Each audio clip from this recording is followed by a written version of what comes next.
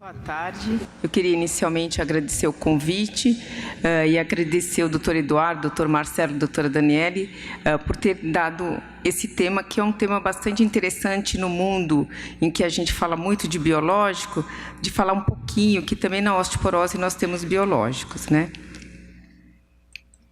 Então, desde o tratamento inicial da osteoporose em 1980, com o uso de estrogênio, calcitonina, hoje em dia, a gente sabe que existem duas medicações atualmente aprovadas e que são biológicos, que é o PTH-134 e os anticorpos anti-RANKL ligante. Então, lembrando que o PTH recombinante 134, que é a teriparatida, e o anticorpo monoclonal anti-RANKL ligante, que é o denosumab. São esses dois que são aprovados já para o tratamento da osteoporose. Lembrando, então, da teriparatida, que mostrando, né, que ela é a fração recombinante 134, que é a fração ativa do PTH, o que existe de trabalho na literatura mostrando a sua ação? Então, inicialmente, redução do risco de novas fraturas vertebrais.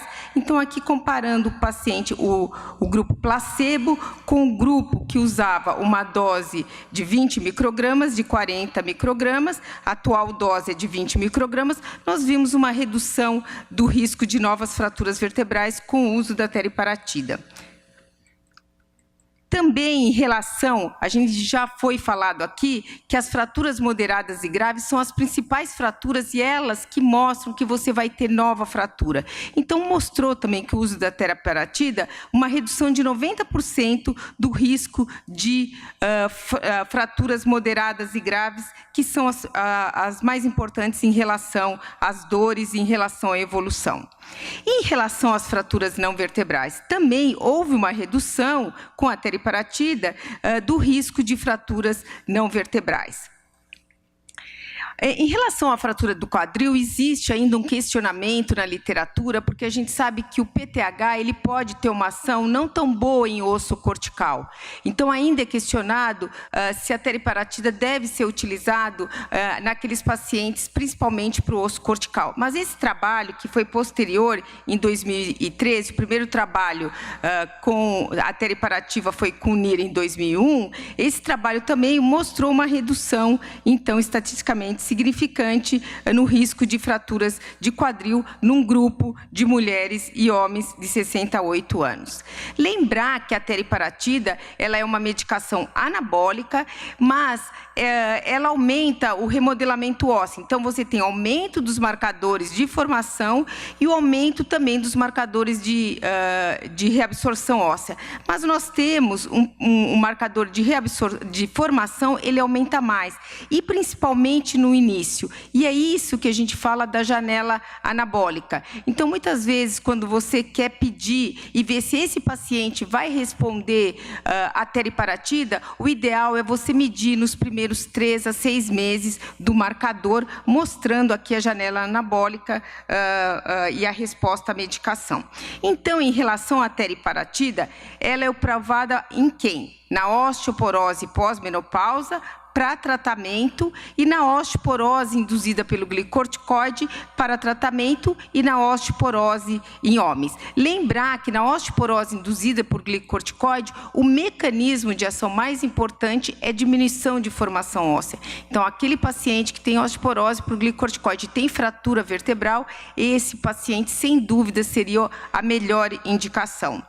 E, então, a maioria dos trabalhos, principalmente o trabalho pivotal do NIR, mostrou que ela age principalmente no osso trabecular, né? Então, fratura vertebral não tem dúvida, mas também fratura não vertebral e a fratura do quadril, a gente ainda não tem certeza.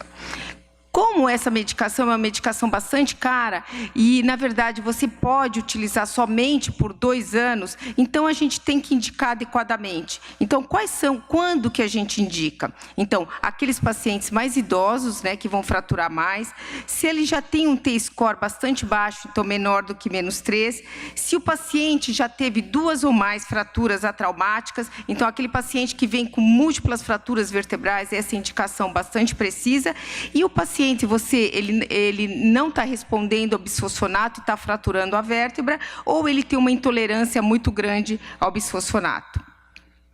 E a outra medicação, então, agora, que já é aprovada, é uma medicação antirreabsortiva, que é o denosumab. Lembrar que o denosumab, ele é um anti-RANC totalmente humanizado, então é 100% de proteína humana. Lembrando do sistema osteoprotegerina e RANC ligante, lembrando que o RANC ligante, ele é expresso nos osteoblastos, né? Ele tem forma solúvel ligado à membrana e ele vai se ligar ao RANC e dessa maneira vai aumentar a diferenciação e a sobrevida dos osteoclastos. A osteoprotegerina, ela na verdade, ela é produzida também para os osteoblastos, né? E ela é o inibidor natural desse RANC ligante e ela vai bloquear a ligação do RANC ligante com o RANC. Então, normalmente, nós temos o RANC ligante, que é produzida pelos osteoblastos, e nós temos a osteoprotegerina, que normalmente ela vai se ligar ao RANC, e quando você tem muito RANC ligante, ele se liga ao RANC e vai aumentar a diferenciação dos osteoclastos, e dessa maneira vai ativar os osteoclastos. Então, e depois vai ocorrer, chamar os osteoblastos e ocorrer a remodelação. Então, na mulher, na pré-menopausa, existe esse equilíbrio entre formação e reabsorção. Então, o RANC ligante, o RANC e a osteoprotegerina estão atuando normalmente. Existem várias substâncias, como glicocorticoide, substâncias citocinas inflamatórias, que aumentam essa expressão aumentada do RANC ligante, e até uma das explicações pelas erosões ósseas em pacientes com artrite reumatoide. Então, e na osteoporose pós-menopausa, essa diminuição de estrogênio vai levar ao quê? Uma maior produção do RANC ligante, e aí qual foi a ideia? Vamos fazer um anticorpo que é contra o RANC ligante, e dessa maneira, você bloqueando o RANC ligante, você vai bloquear a reabsorção óssea, inibindo a diferenciação, ativação e a sobrevida dos osteoclastos. Eles fizeram inicialmente uma como osteoprotegerina, mas não deu muito certo, e aí foi feita o anticorpo anti-RANC ligante, que é esse que deu bastante certo.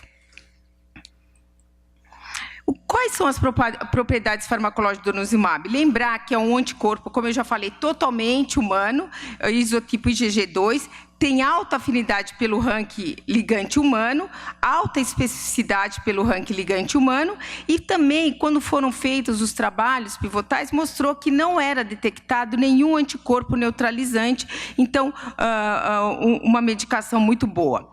Ele é administrado de maneira subcutânea, lembrar que ele é uma droga que é metabolizada pelo sistema retículo endotelial, que é muito diferente, então, das outras medicações existentes, e a gente vê que existe uma redução significativa dos marcadores de remodelamento ósseo já 12 a 72 horas após você aplicar o denosumab. E essa manutenção baixa é até 6 meses. Então, baseado nisso, a aplicação da medicação baseado, então, no marcador, uma outra importância do marcador em termos de pesquisa, o esquema da dose foi a cada 6 meses, baseado, então, nessa redução importante dos marcadores de turnover ósseo. O que existem de trabalhos que mostram a importância do denosumab? Então, tem o trabalho pivotal, né, a eficácia na redução de fraturas com denosumab, que foi feita depois uma subanálise com alto risco de fraturas, outros trabalhos comparando denosumab com alendronato, e um trabalho daqueles pacientes que é o mais da prática clínica, que usa alendronato, e você passou para o denosumab. Então, o primeiro trabalho, que foi o Freedom, ele mostrou, então, era uma população de mulheres com osteoporose, ao redor de 8.000 mulheres, que tinham uma osteoporose na coluna e uma osteoporose no fêmur, porém, não era muito importante, maior do que -4. Eles excluíram aqueles casos mais graves de fratura, e o desfecho primário era ver se esses pacientes, eles tinha de redução de novas fraturas em 3 anos. E o que foi mostrado? Foi mostrado, então, uma diminuição do risco de fratura vertebral após 3 anos, então, estatisticamente significante, de fratura não vertebral e fratura do fêmur. Então, o trabalho inicial, em 3 anos, mostrou aquilo que o pessoal queria.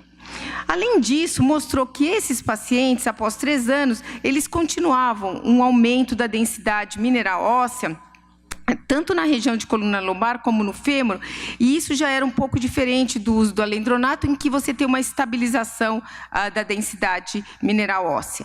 E aquilo que a gente já comentou, que o marcador CTX, ele tinha uma rápida supressão já em 3 dias, e ele continuava baixo, bastante baixo, com o uso desse por 3 anos. O marcador de formação óssea, o P1NP, ele também baixava, mas aqui a gente vê que ele demorava mais para baixar, e isso acredita-se que seria uma das coisas que pode falar que talvez o denosumab ele tenha um componente de anabólico. Todo mundo ficou muito preocupado com o uso do denosumab, se ele não poderia estar associado com malignidade, uma vez que a gente sabe que o RANC está associado muito com a parte de imunidade. Mas não houve diferença em relação à incidência também de eczema.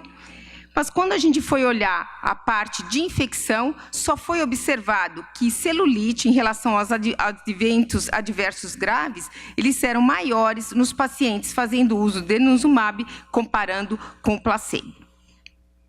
E análise de pacientes de alto risco. Então, foi considerado pacientes de alto risco aqueles pacientes, então, para analisar nova fratura vertebral, que tinham mais do que 2 fraturas persistentes, né, com qualquer deformidade, um T-score menor do que -2 em colo de fêmur, múltiplas deformidades vertebrais, com T-score baixo, e na parte do quadril, indivíduos mais idosos, acima de 75 anos, e com T-score menor do que -2 ou os dois. O que foi encontrado? Então, naqueles pacientes, essa subanálise de pacientes de alto risco, então, aqueles pacientes que tinham múltiplas fraturas vertebrais, você teve uma diminuição, então, do risco de fratura estatisticamente significante, e também tanto os menores. Então, na vértebra, houve uma redução do risco de fraturas. Quando foi feita a análise do quadril, foi interessante que a redução do risco de fratura foi principalmente estatisticamente significante naqueles pacientes de alto risco, e nos de baixo risco não teve significância. Então, aqueles pacientes acima de 75 anos e aqueles com T-score menor do que -1, mostrando, então, uma ação importante naqueles pacientes com alto risco. Então, a redução de fraturas em pacientes acima de 75 anos, é um questionamento, muitas vezes na prática clínica, se os pacientes mais idosos, você deve tratar, se eles respondem. E o trabalho do denosumab mostrou uma redução do risco de fraturas de quadril nesses pacientes. E o trabalho pivotal de extensão. Então, o trabalho de extensão, então, foram 3 anos, aquele que eu acabei de mostrar, e depois a continuidade por 5 anos. Então, o que observou-se? Que o uso de denosumab continuava aumentando a densidade mineral óssea. Como eu já falei, um pouco diferente do uso dos bisfosfonatos, em que a gente vê mais uma estabilidade. E se o paciente estava tomando placebo e trocou para o denosumab, um aumento, então, importante da densidade, tanto na região de coluna, como na região de quadril.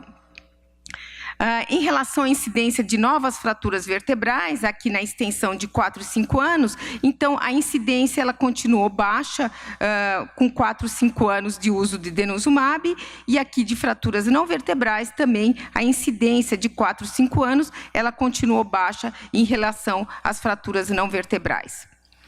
Uma coisa que é bastante interessante, que, de um modo geral, então, o uso de bisfosfonatos, eles são contraindicados em pacientes que têm um clearance menor do que 30, ou o zoledrônico até menor do que 35. E como o denosumab, ele, na verdade, é metabolizado pelo sistema retículo endotelial, é uma medicação que você pode utilizar em pacientes com insuficiência renal, e mostrou que a incidência de nova fratura vertebral em 36 meses, não importava a função renal, que ele tinha uma redução estatisticamente significante no risco de fratura vertebral.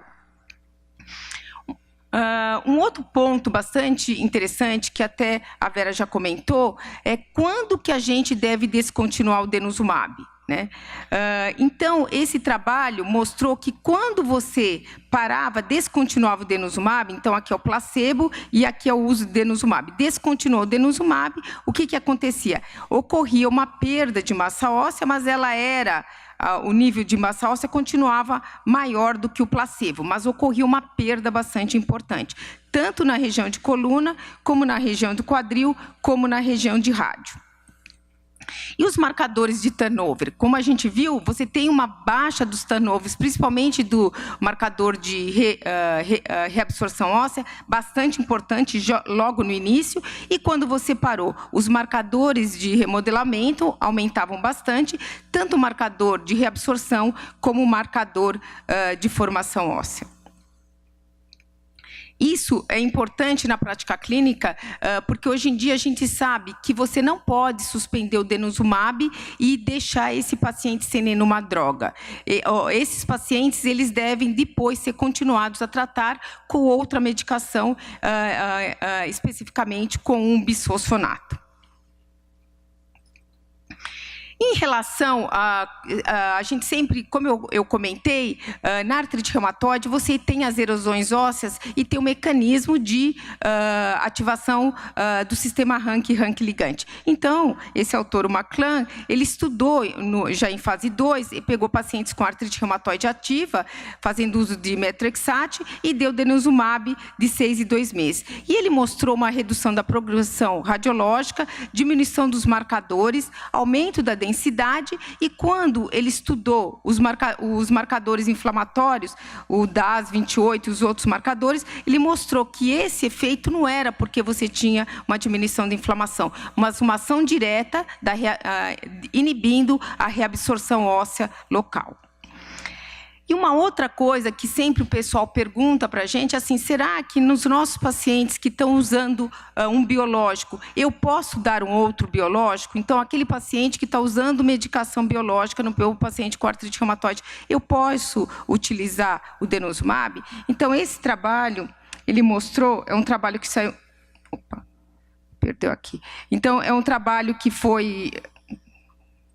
Então, um trabalho que saiu no Arthritis há 2 anos. Então, esse autor, ele pegou pacientes com artrite reumatoide que faziam uso do tratamento biológico, a maioria deles era infliximab e abatacept, e ele deu o uso de denosumab. Aí ele comparou, então, pacientes, teve um grupo que ele deu o ácido zoledrônico e outro grupo que ele deu o denosumab, e ele pareou por idade, sexo, score de risco de infecção no baseline, o tipo e o tempo de uso de biológicos, 6 e 12 meses.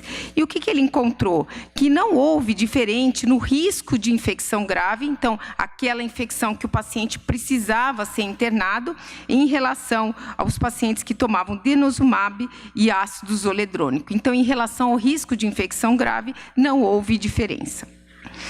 E, hoje em dia, o denosumab, ele é aprovado para uso em quê? Na osteoporose pós-menopausa, né, para tratamento, na osteoporose induzida por glicorticoide ainda não tem trabalhos, e lembrar que ele reduz o risco de fratura vertebral, de fêmur e fratura não vertebral, e uma coisa que o diferencia dos bisfosfonatos é que ele pode ser utilizado em pacientes com alteração de função renal. Outras indicações que existem na literatura é que o denosumab ele pode ser utilizado para prevenção de eventos de fraturas patológicas, fraturas com compressão de medula espinal e uma dor secundária à fratura intratável, relacionado com metástases. Eles dão uma dose muito maior, né, 120, então o dobro da dose, e em vez de dar cada 6 meses, cada 4 semanas. Também tem trabalhos mostrando ao ganho de massa óssea naqueles pacientes com terapia de deprivação androgênica com câncer de próstata não metastático e também terapia adjuvante com inibidor de aromatase em câncer de mama. E também trabalhos mostrando um tratamento de tumor ósseo de células gigantes irressecável em adultos e adolescentes, também uma dose semelhante a essa dose, que é 120 miligramas subcutânea a cada 4 semanas, então mostrando que ele é bastante potente em inibir a reabsorção óssea. O cuidado que a gente tem, mesmo nos pacientes em que faz tratamento para osteoporose, é a hipocalcemia. Todo mundo fala, ah, não, diferente do zoledrone, que você fica olhando, que não tem tanto problema. Mas cada vez mais que a gente usa mais, a gente está observando isso. Então, se o paciente já tem um cálcio no limite inferior, então já tem uma hipocalcemia, ou o paciente fez um hipopara, ou uma cirurgia de paratiroide ou tiroide, ou aquele paciente com uma absorção intestinal, esse paciente pode fazer uma hipocalcemia e precisa tomar cuidado. Também, apesar desse trabalho em artrite reumatoide não mostrar diferente na infecção grave, nós também precisamos tomar cuidado em pacientes imunossuprimidos com história infecciosa importante. E lembrar que, como ele diminui bastante o remodelamento ósseo, ele é raro, mas ele também pode levar à fratura atípica. Algumas vezes, você vê pessoa que vem falar assim, ah, o paciente fez uma fratura atípica com bisfosfonato e eu vou dar o denosumab. Lembrar que o mecanismo de ação é semelhante e que não pode ser utilizado. Então, esses dois já foram aprovados e estão bem, os estudos são bem interessantes, mostrando a utilidade em pacientes. E as novas medicações? O que foi pensado em novas medicações? Então, uma das medicações que foram pensadas em ser utilizados foram os inibidores da catepsina. Então, a catepsina, ela vai agir, aqui é uma enzima bastante importante para o mecanismo de reabsorção óssea. Então, fomos pensando, será que se eu fizer uma anticatepsina funciona? Então, na verdade, os inibidores da catepsina, eles diminuem o funcionamento, mas não dá morte celular, como os bisfosfonatos em relação aos osteoclastos. E eles não ficam muito tempo no osso. Nos trabalhos mostrando a medicação tratada, mostrou que reduziu as lacunas de reabsorção. Então, vários trabalhos foram feitos inicialmente com inibidores não seletivos de catepsina, mas foi retirado porque esses inibidores tinham muita interação com medicação. Depois, inibidor seletivo, mas foi retirado na fase 2, porque os pacientes começaram a apresentar muito lesões semelhantes a escleroderma-like, então acabou sendo retirado. E depois ficou o odonacatib, que chegou na fase 3. Aí, o que mostrava o trabalho com o odonacatib? Então, o paciente placebo, quando ele tratava com o inibidor da catepsina, um aumento bastante importante de massa óssea, também parecido com denosumab. Se o paciente tomava o odonacatib e depois ele parava, usava o placebo, você tinha uma queda semelhante da densidade mineral óssea, então uma coisa muito parecida com o mecanismo de ação do denosumab. Isso foi observado também em relação ao colo de fêmur, então um aumento bastante importante, com placebo caía, então ele tomava e depois usava o placebo, caía, e no fêmur total também foi mostrado a mesma coisa. No entanto, ele já estava mais ou menos sendo utilizado em novembro de 2016. No final, a Merck desistiu da fabricação dessa medicação porque observou um aumento de risco de acidente vascular cerebral. Então, ela acabou sendo retirada e a gente acabou não tendo mais esse inibidor da catepsina. Então, desistiu da catepsina. Outra ideia é assim, em relação à formação óssea? Então, a gente tem um formador, aqui um antirreabsortivo, aqui era um antirreabsortivo, e os anticorpos anti-esclerostina. Então, na via de sinalização de Wnt, claro, é uma via que a gente sabe que o Wnt são famílias de glicoproteínas que têm associados com proliferação celular e que no osso ela vai modular a diferenciação, proliferação e atividade dos osteoblastos e osteócitos, levando ao aumento da formação óssea. Nós temos a via canônica, ou a via da beta-catenina, que quando ela se liga a esses receptores, ele vai levar à formação óssea. E o DKK e a esclerostina são inibidores naturais dessa via. Então, quando eu ligo o Wnt com o LRP5 e o Frizzley, o que vai acontecer? Ele vai aumentar a beta-catenina no citoplasma, vai para dentro de núcleo e vai aumentar a alteração de transcrição, levando à formação óssea. Quando eu tenho esses inibidores naturais, o DKK e o SOST e a esclerostina, eles vão se ligar, a beta-catenina vai sofrer fosforilização e vai levar à degradação proteica e eu não tenho formação óssea. Então, qual foi a ideia? A ideia foi assim, eu vou fazer anticorpo contra esses inibidores naturais dessa via. Então, se eu diminuir o DKK e o sócio, o que vai acontecer? Eu vou aumentar esse ligado e vou aumentar a formação óssea. Então, a ideia que foi feita, fazer esses anticorpos contra o DKK e contra a esclerostin. Contra o DKK existem trabalhos, principalmente em pacientes com mieloma, né? Então, doenças linfoproliferativas, mas não tem osteoporose. E o que tem para a gente? O anti-esclerostin para tratamento de osteoporose. Então, o mecanismo seria aquele osso que já está reabsorvido, eu formaria mais osso.